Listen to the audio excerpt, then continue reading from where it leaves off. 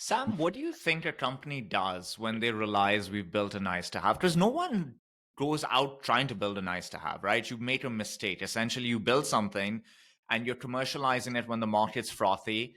And it feels like it's a must have because you're tripling your revenue, your net revenue retention is amazing. So you're like, great, we're solving an amazing, important problem. It's a 10x solution. And then the market turns, you're like, oh, this Hmm. is a nice to have at best. What does a company like? Can you fix that problem? Is that a fixable problem, or is that company now in no man's land? Hot take. It's Ooh, not I a like hot problem. take. It's not a problem at all. It's a fake dichotomy. What? I Mm. don't I don't think anything is a must-have. There's like 3 products in the world that are must-haves. Nobody on this call sells a must-have product.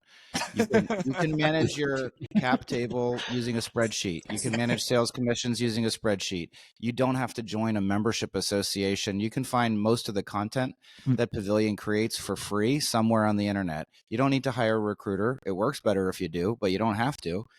I think this whole framing is kind of BS, to be honest with you. I don't think anybody sells a must-have. And I this think section brought to you by Microsoft Excel, which they have just No, called. it very brought to you by few. food, shelter, and water. You know, Right, the real exactly. must-haves. Like The original. Maslow's Yeah. hierarchy of needs. That's honestly that's what I Mm. like. So I don't. Let me give you a more specific and like not as pithy, but just like help answer the question, right? So today Pavilion has 28 full-time employees. A year ago we had 62.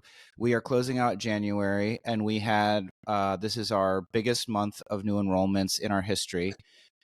Second, followed very closely by January of 2022 at the height of the boom, before things started contracting. And I feel, and we're going to be profitable, and we are cash flow positive because I look at the bank accounts every month for the first time in a long time.